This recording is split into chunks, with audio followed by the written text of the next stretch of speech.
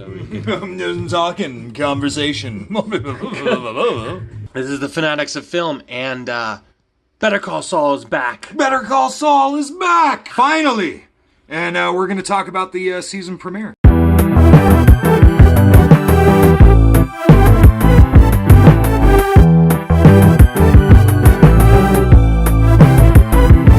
The fourth season has begun, and what a doozy of an episode! What a way back into the show! Yeah. So good. Yeah, I really enjoyed this episode.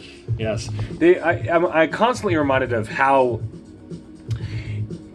I can't help but think of literally every single scene that we have. I can see them spending a whole day just finding the exact angle, because each and every scene starts with a very unique, very specific angle. Yeah. Everything. No? Yeah. That's one of the beautiful things about Better Call Saul, as well as its predecessor Breaking Bad, is that they're both very cinematic. And I mean in the true sense. It's not so much what everybody else is doing. It's kind of just mining all the different ways of film techniques. Obviously, these guys have been in the business for a while, and they just know how to make it look incredibly well. I don't think that there was a single shot in that episode that I was bored with or annoyed with. And one that sticks out to me is just, and it's actually just like a trivial thing, but of how it shows the back of Mike's head on one when he's just getting ready to leave his parking attendant job, and it's showing just his back thing, and his shape of his head, his ears, and everything reminded me of an orc, but at the same time, it's just very interesting in the sense all you see is back of his head, and it's there for a bit. So, what was it that you were saying earlier about how the split of it? I was pointing out how interesting it is that we're seeing the end. We're seeing the end of what, the first time we see him, we haven't seen him in a whole year. I've been waiting for this episode for a year, and you said it was June. What was it, June? Oh, it ended sometime in last summer, a year ago last summer. So it's been slightly over a year. It's been like 13 or 14 months. And normally they would come out in April, but this year. Yeah, well, the first season I think was March is when it started. So it's usually in the springtime. March, April is generally when it's come out. But anyway, so we had to wait extra. Mm-hmm. Do you happen to know if the reason why we had to wait longer this time around is because that it was possibly being not renewed? Was that part of why it took so long? Well, it's basic cable, and you'll find that on basic cable shows like on Sci-Fi Channel or BBC America, AMC, they're never, even with a lot of expanded basic cables like stations like HBO, Starz, they're never consistent. Not like networks, and networks even now aren't as consistent. The show could start in September or October, but it's usually within that time frame. But I don't know, it's just the nature of the business, because everybody is on the show. People like Giancarlo Esposito, obviously Bob Odenkirk, Jonathan Banks. They probably all have things going on, so it's a matter of when their availability is more than anything, because I think it was already renewed for this season before the last season even aired. But I did hear that it took a minute for them, because it took longer than usual for this season because they wasn't doing it as well before. But anyway. But again, it could be because people were busy doing other things. It could be because they were really taking their time with the writing. It could be a number of reasons. But I didn't hear anything that was threatening the show per se. But we were talking about how there was kind of this split thing. Do you remember what I mentioned? Do you remember what I was talking about? The embers at the beginning during the credits? That was really, really interesting. After the cold open, picking up where last season left off. Spoiler alert! Just in the minutest of detail, just the way it transitioned from showing burning embers. So at the end of the last season, if you remember, Jimmy's older brother, Chuck, committed suicide, kicked over a lantern, and we just saw as the camera pulled back from the house, you just saw the flames start up in the window. What a tragedy, by the way. What a tragic scene. And having him gawk having Jimmy McGill gawk at this horrible sight, seeing that entire house being burned down. Yeah. Horrible. So kind of where they picked up after the cold open, which the cold open's part of the wraparound that takes place in, post Breaking Bad, where this show is pre. Which I love how they keep that in black and white. Typically you associate flashbacks in black and white, but their flash forwards are in black and white. Where it's showing, because everything that's happening with Jimmy at the beginning of each season that's in black and white, him working at the mall at Cinnabon, that's a cold open. So a cold open is a sequence before the credits. It's always called a cold open. But theirs is it's flash forward, and it's the wraparound. It's what wraps the entire season around. It's telling us this progressive story of what's happened to him post Breaking Bad, and then it drops us into what happened before Breaking Bad. And in that transition after the credits, it's Kim's apartment, and you see her Mesa Verde boxes, but there's these embers. Yeah. It starts off in black, total black, and you just see these embers of paper, and it was just superimposed over, or digitally created over the image of Kim's apartment, transitioning to Kim post-accident from the season finale, and automobile accident, and Jimmy in bed together, and it just kind of wraps the two images together, and it was just so... It was great. It was so powerful.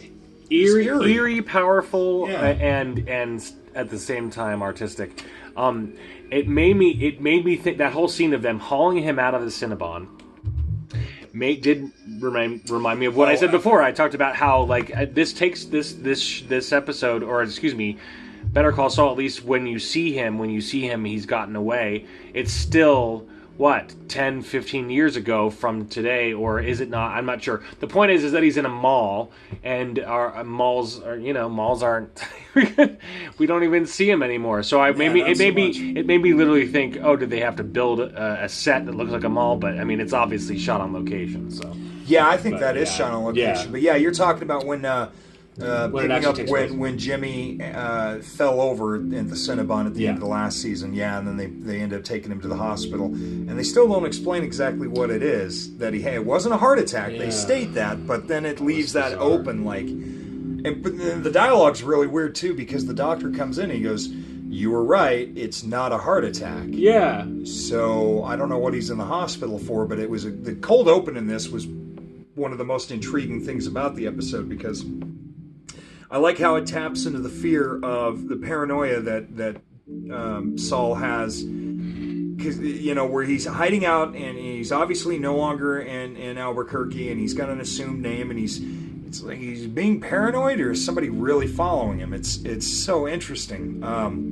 I love when the taxi is driving away and he's looking back at the hospital like, oh gosh, because they spend a good few minutes on this woman trying to figure out why his driver's license number won't go in, and his social security number, and she typed in a 0 instead of an O, or vice versa, and that was a really intriguing part, because and the expression on his face, on Jimmy's face. Well, he's constantly, if you notice, he's like trying, anytime there's a hiccup, he's looking at the door like, is he just going to run for that taxi and just say, forget it, because he's using a doctored driver's license, obviously, because it's not his real name. He's using a phony social security.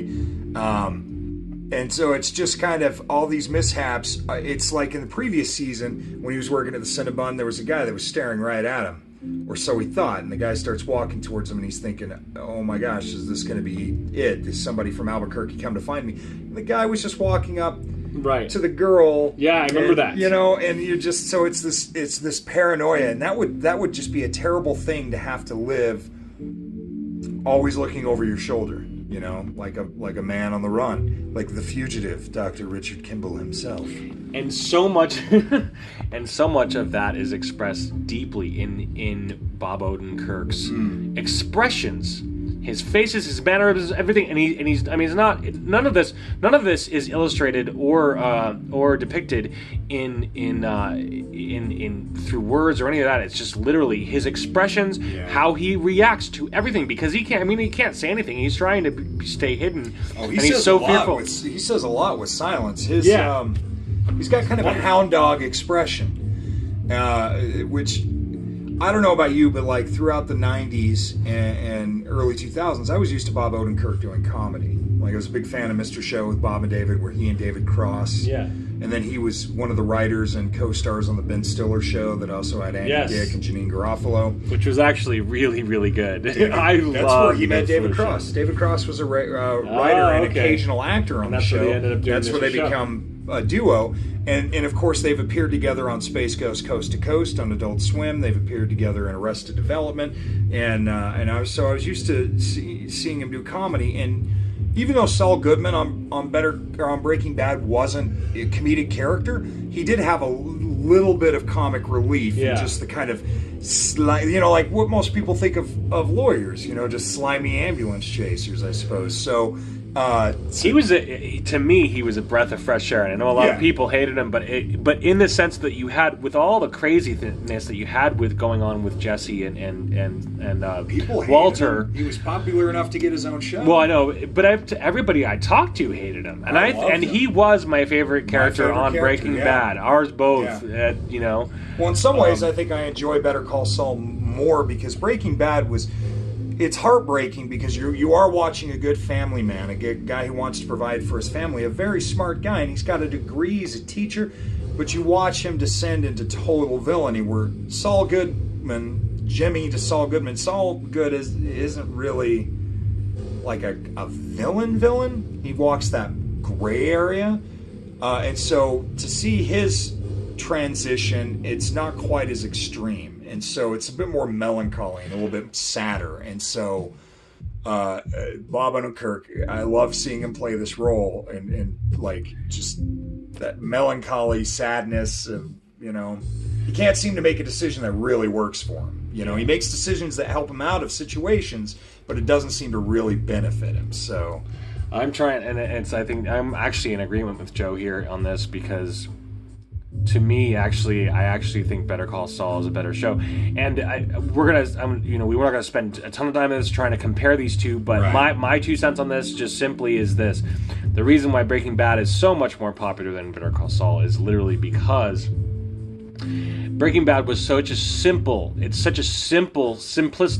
story. I mean, don't get me wrong, there are definitely wonderful elements to it, and we both love Breaking Bad. Joe and I, we used to watch Breaking Bad together all the time back when it was on regular television. But it's such a simpler show, which is why it's more popular. You have people, all kinds of people with from all walks of life can still embrace it and enjoy this guy turning into this villain and just dealing drugs and just dealing with that stuff. But Better Call Saul is a much more complex show. It's much more complex. You have more complex characters. Yeah. People like Kim Wexler, who is actually one of my favorite characters on this show, dealing with what she has to deal with, going back and forth, having to deal with warning Jimmy or protecting Jimmy, even though she's sacrificing her own morals because she cares about him. Stuff like that. It's so much more complex. You all right there? Yeah. He's joking over here. We're gonna have to take him to the doctor. Quick, come with me. You all right? You okay? I'm all right. He's breathing. No, I mean, it's not to take away from Breaking Bad because that show is an amazing show, but yeah, I personally enjoy Better Call Saul more. I don't know why. I just feel more sympathy. I felt sympathetic for Walter White in the beginning. But then there reached a point where he crossed the line where I no longer felt sympathetic. And it was more like, how is this going to culminate? How is this going to end? And that was what was intriguing. You knew he was just going to get worse and worse and worse down the downward spiral. With Better Call Saul, James McGill is a much more sympathetic character in that it's not quite it's not quite an extreme crossover. It's just he just kind of always exists in a shady gray area, and he knows that he wants to be better. He tries it, doesn't work out. I don't know. It seems to be a lot more emotionally complex is the only way I can describe it. He has a lot of relatable attributes, so did Walter White at the beginning. I mean, he's like everybody's favorite dad. Right, but I mean, you see the things that he goes through, and it's like, for some reason, you can see both when this whole feud between him and Chuck, this whole thing that's been happening for like pretty much since the beginning of the season. Since the beginning of the series, we've seen this arc of the Chuck and Jimmy war back to their childhood, right, and so you see all these different parts, different components, but you see things that you think that are wrong with Jimmy or Saul, whatever he is now. You see the things that but then you find out later that he was just doing this. There was something with the pennies and everything. So, well, what I really dig about it too is like Breaking Bad, they have really good subplots that all culminate into a single arc. It's not like some shows that I'm not going to go into that seem to have subplots that go nowhere or get abandoned or hastily resolved in an unsatisfactory way. It's like these guys really take their time crafting this story. Yeah. And all the twists and turns aren't there for shock. And so you can stand around the water cooler the next day and like, that was so shocking. It's not about that. It's all of it seems logical. Every decision that they seem to make feels logical. Like this is a great progression. It's not cheapened for the sake of shock or violence or gratuity or whatever. It's a breath of fresh air in a landscape of television that is starting to become way too imitative of itself. Yeah. There's reboots this, reboot that, even stylistically, this, and the way things are shot, the way things are lit. It's nice to have a show that again employs like what I would consider true cinematic value. There are very few shows that I think. So to me, the Criterion Collection is like going back to this Criterion Collection thing real quick. It's kind of more like a lot more prestigious films, and not so much in like award-winning, even though there are, but just sort of like films that are beyond entertainment. They don't release television shows, but if they did, I have a feeling that Better Call Saul and probably the Twin Peaks would probably be the only maybe Breaking Bad and The Twilight Zone, because they're all on this level that's slightly above what everybody else is doing. Yeah. And their storytelling. And so when I feel like, and I've never binge watched an entire season of either shows because I watch them week to week, which I love. It gives me something to look forward to, even though sometimes I'm just like, man, that's it? I want more. I can imagine, though, even watching it once a week, doesn't it feel like you're watching just a chapter of a really big movie? Not a television series, but a really big film. Yeah. You know? Extremely well thought out. And I hope that whatever happens with this, we all know it's going to end, in a couple of seasons, but I just hope, because Vince Gilligan, every time I hear him talk, I love actually hearing him talk because he's so brilliant. Every time I hear him talking, he didn't want to leave this world, and that's why he wanted to do Better Call Saul, because he's like, he said something to the effect of, I just want more of this universe, or I just want to be in this. He wanted to be in this world more. The thing that I was going to bring about is that I would love to see him. Once this finally finishes, and hopefully it'll finish with somewhat success, because I know that it's not nearly as popular. It would be interesting to find out, but I know that it's not nearly as popular as Breaking Bad. It might not be, but boy, has it been nominated for a lot of Emmys, like a ridiculous amount of Emmys, a Peabody Award. I don't even think Breaking Bad was nominated for a Peabody Award. It's like very rare. Well, thank goodness. So like anybody who is out there, if you're not watching Better Call Saul, you should be. Like it's such an extraordinary series, especially if you're a fan of Breaking Bad. Yeah, it really is a great companion. And the reason I bring this up, and the reason why I'm kind of trying to drive the nail into the coffin or whatever, but is because I've actually spoken to several of my own friends, more than 5 or 6 friends who have literally said, I don't like it. It's not as good as Breaking Bad, and so they just literally had started it and then stopped it. And it's just like, okay, whatever, but that's fine. If you don't want to, give it a chance if you haven't. But I would love to, anyway, the point that I was driving home before is that I would love to see them continue with a comic. If this doesn't happen, I'd love the same writers to write a comic or to keep it going. I just want more of it too. I don't want this world to end either. It's such a brilliant... I don't either, but I will say this. If they continue to do sporadic seasons of the X-Files...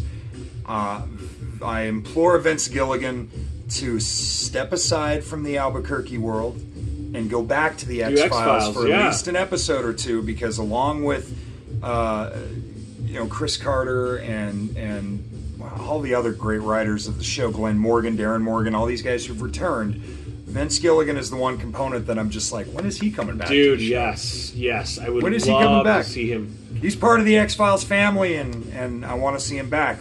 But I hope that we get another couple of seasons. I know we're already into the 4th season. I kind of hope they don't run it longer than Breaking Bad in that sense. That I feel like they should almost be around the same number of episodes to cover the same amount of time. But it would be nice, like, if in some way Jesse or Walter White pop up in there somewhere, which is probably going to happen. So let's go over a couple of the things and events of this episode. I'm trying to think of some of the things. So we saw the mall, and of course you don't get to find out what happens with, I thought instantly it was a heart attack or a stroke of some kind, of course, because he passed out. It makes you wonder how long he was there. Right. They illustrate a little bit of that because the water is overflowing in the sink, and you get all these things from that. And from the Cinnamon people, but they always have a really cool shot of these cinnamon rolls. Yeah, they make them look really good in black and white, and it makes them into this beautiful piece of art. Maybe it should be a thing for the premiere episode and the finale to buy yourself some Cinnabons to eat while you're watching the cold open, because they make the black and white and the frosting. It just makes it look so good. But we got some interesting things in this. Mike, again, spoilers. Mike no longer working for the car park out in front of the courthouse. Now pursuing the security consultant job for, what was the company? Madrigal Electric? Electro. Madrigal, if I remember correctly, correct me if I'm wrong, everybody, but Madrigal was the parent company to Pollos Hermanos. Los Pollos Hermanos. So I think so. So that's kind of interesting that I guess it has to kind of tie those. And that's where together. Lydia is going to be. She was in there, so yeah, because he already mentions her by name. Yeah. Mike mentions her by name. But there's this really incredibly good, entertaining sequence where Mike does the consulting thing by infiltrating the warehouse and the office to see how people react and what the conditions are and the security and this kind of stuff, and how he just blends in and everybody just thinks he's a worker there, and some people think he's a superior there and a manager, and just the way he... It's humorous. It's creative. It was very, very good. Well, by giving them a review, he infiltrates the. He's like, "Here's my review," and they're like, "I'm flabbergasted. I don't even know who the hell you are. We didn't ask for a consultant." Blah blah. And he's just like, "You guys suck." He basically just. But he is. He's like, talk to corporate. Talk to Lydia. Yeah. She sent me this. I mean, she's the one who set it up. But I love how when he's telling, the manager on duty, beer. When he's telling the manager on duty everything that he's found is a flaw during his sort of security evaluation, people are like poking their heads above their cubicles and just like, what's going on here? And I just thought the whole sequence was great, especially with the birthday card. You'll see. It's really, that was funny to me. It was great. Especially the card. The card itself is so mundane and so typical of a corporate environment. But it also made me think of like it takes place in the early 2000s, and that was when, like... It takes place 6 years before... When the show starts, it's 6 years before Breaking Bad, and Breaking Bad was in 2008, so that means the show started in 2002. Where it is in its chronology, I'm guessing maybe 2004 now, probably to there. So it seems like a very early 2000s type of birthday card.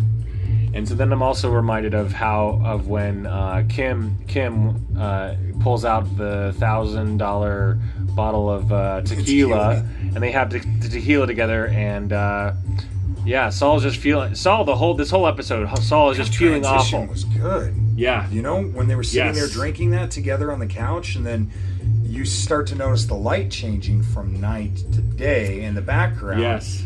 But he's still sitting there, and then, the whole time. And then she's sitting there at first, Kim, and then suddenly it dissolves to her asleep on the couch, but he's in the exact same position. I thought, what a clever it's the same thing with Breaking Bad. This show has always had clever transitional sequences that are so nice to look at, but also tell a story in itself. You got the idea of what he's going through at that moment, and it was just really, really cool. And once again, that does bring me back to just real quick, and once again, his Jimmy McGill's Bob Odenkirk's reaction and the way his facial expressions when he sees the burnt house. That is burned into my brain, and I can't stop thinking about it. Yeah. I'm trying to think of some other things that actually happen in the episode. So Nacho. That's right. Nacho trying to dispose of the that's right. The poison that he slipped to Don Hector. Yeah. And I'm wondering if that's why Don Hector winds up in the wheelchair, like he never fully recovers, because when you meet him in Breaking Bad, he's in the wheelchair, he's got the oxygen tank, he's having to use the bell, he can't really talk, and I'm wondering if that stroke that he had is what I'm sure that's like what that. it's going to be, because it's like we only have a couple of seasons left, and I think that's what it is. Yeah. And that sets up a whole new thing about Gus, and sort of how Gus becomes in charge, because he is subservient to Don Hector at the beginning of this season when you're chronologically first introduced to Gus. So in that whole thing, Nacho, somebody's watching Nacho and saw him dispose of those pills, and so that's what I was going at with the subplots. Is there's so many interesting subplots, but they all serve a function. It's not just to shock you or distract you. It's they're all part of this bigger picture. It's like a mosaic, man. You don't always see what's happening up front. You step back and you're like, wow, that's all one giant picture. And there are very few shows that do that.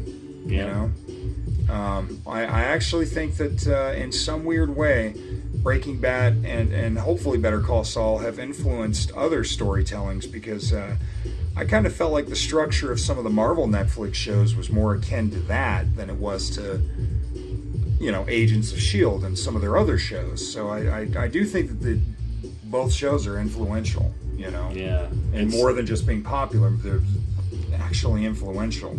And that's the makings of, that's a sure sign of a classic series.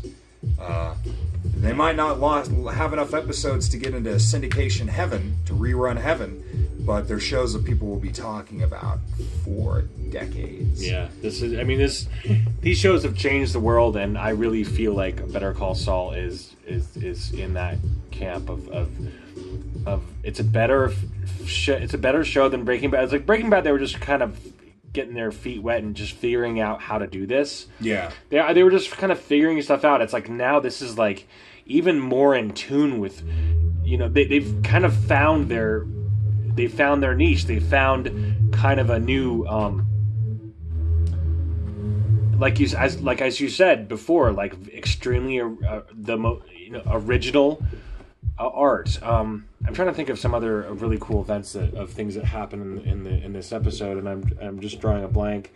You got Mike. We had the funeral, and even so That's for the right. first time, I felt bad for Howard Hamlin, because he believes that it's his fault that Chuck committed suicide, and when he's got the trembling lip when he's trying to explain what he feels truth about that actually showed a vulnerability to the guy when he's sitting there going, I didn't think I could hurt Chuck.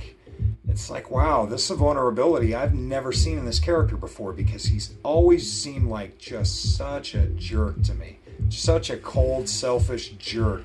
Self-oriented, egotistical, narcissistic. And here we finally get to see a vulnerable side. And the important part about this, too, is that I wanted to point out is that the scene right before this, previous that you see him, he's literally just being the robot dude. Because it's because he's just doing what he knows how to do, which is notate Chuck's achievements, and that's all he's doing. He's just like basically throwing a list down, and that's why Saul or Jimmy just sets down the phone and walks away. But it's an interesting scene because you see this completely different version of him in the very next scene. Yeah. Well, in fact, I'd just like to point out though that his Howard's obit for Chuck actually really good. I mean, It is great. It's it is very, great. It is good. It's very good type of obit. But yeah, that scene right before it transitions, and it seems to never end. That's the brilliance of it, is that it seems to never end, and I think there's a smidgen of not jealousy, but something in that same vein as that Jimmy's feeling, because he's like, okay, great, all of his achievements. So there's a tiny bit of that. I don't know. Well, there's that thing where Jimmy at first is sort of upset. I mean, yes, his brothers died, but he believes it's because of him, because of their court case in the previous season where he made Chuck look like he was crazy. Yeah. And then you find out, or he finds out, that really Howard's going to take the blame for that. And then there's that total shift from the melancholy back to the Slippin' Jimmy happy-go-lucky persona that actually takes you very much by surprise. And the reactions you see from Kim and Howard are the same reaction that I had to that. Well, that's your cross to bear. It's just wow. Okay. Well, maybe I actually was so taken back by it that I actually thought he was just either joking or just kind of messing with them. Like, it didn't, but it seems that he's just being. It was a dick moment. He's being Slip Jimmy. He was like basically going, okay, so, because I think deep down inside, Jimmy kind of figures it out so much without really saying it early in the episode that his brother, it wasn't an accident what happened. And so he feels like he's probably to blame, and he still does, I'm guessing, but Howard's going to take the blame for him. So that's all he needs to just brush it off. And that's exactly what he basically does. He just brushes it off. I thought for sure that he was just kind of messing with him, but yeah, now that you point this out, it's brush, because he's smiling while he's feeding the fish. And then he's like, I'm going to make some coffee. Anybody want some coffee? Yeah. And everybody's just like, what? Wow. And again, going back to Howard, so there's that scene at the funeral, Chuck's funeral, right before it cuts to Kim and Jimmy driving back to their place. Shows Chuck's ex-wife behind Jimmy and Kim, right? And she's crying. Yes. And Howard hands her the tissue. And the camera goes right up to Howard, and he just gets this look on his face. He looks right down at Jimmy, and he's just got this, like, it was the weirdest shot in the whole episode, the weirdest reaction in the whole episode, because he hands Chuck's ex-wife the tissue for her eyes, and the camera just pans up to him, and he's just got this weird look on his face. You're like, what is going on? And then it cuts to immediately to Kim and Jimmy in the car driving back to their house, and when they pull up, Howard's sitting on the curb waiting for him. So then you realize, okay, he's got something to say, and that's when he says, well, the truth of it is, I pushed him out of the company. This wasn't an accident, and that whole thing. And I just thought that was just an incredible, like, change of personality for a character who's been so antagonistic the whole time and so, again, self-serving. To see that he's a real human being after all. Well, I almost feel bad for him. Well, it was extremely surprising. Yeah. It was very surprising to see that.